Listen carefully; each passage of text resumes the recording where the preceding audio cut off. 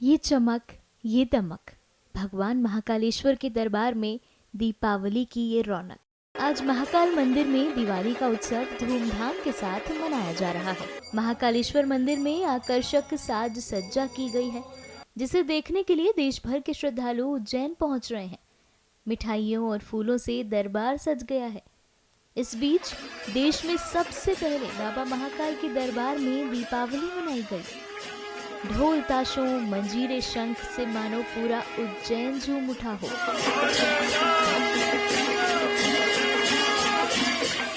साथ ही फुलझड़ी से बाबा महाकाल की भव्य आरती की गई। भगवान राजाधिराज महाकालेश्वर अवंतिका के राजा हैं और यहाँ जो वर्ष भर की परंपरा है भगवान की, उसी परंपरा के अंतर्गत आज जो दीप महोत्सव का दीपावली पर्व जो मनता है वो और रूप चौदस का पर्व जो होता है, तो आज भस्म आरती में रूप चौदस पर्व मनाया गया है। भगवान को दिव्य पंचामृत पूजन, सभी व्यंजनों से भगवान का पंचामृत चढ़ाया गया, सभी प्रकार के रसों का फल चढ़ाया गया है, इत्र और सुगंधित केशरों से भगवान का स्नान किया है और विशेष तौर पे आज भगवान को उपटन लगाकर और भगवान का रूप निखारा गया है। ये जो उपटन लगाने की परंपरा है पुजारी परिवार की महिला द्वारा संपन्न की जाती है।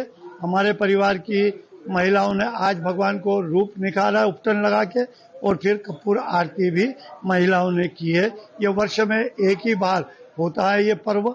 और भगवान का अन्नकूट भोग, जो नया अन्न आता है उसको कूट के जिसको भगवान का भोग बनाए जाते हैं उसे अन्नकूट कहा जाता है। ये अन्नकूट पर्व है और अन्नकूट में कई प्रकार के व्यंजन बना के भगवान को भोग लगाया गया और विशेष तौर पे भगवान की दिव्य भस्म आरती संपन्न की है और श्रृंगार भी भगवान का दिव्य हुआ। राजाशाही ठाट से भगवान का श्रृंगार का दर्शन भक्तों ने किया है।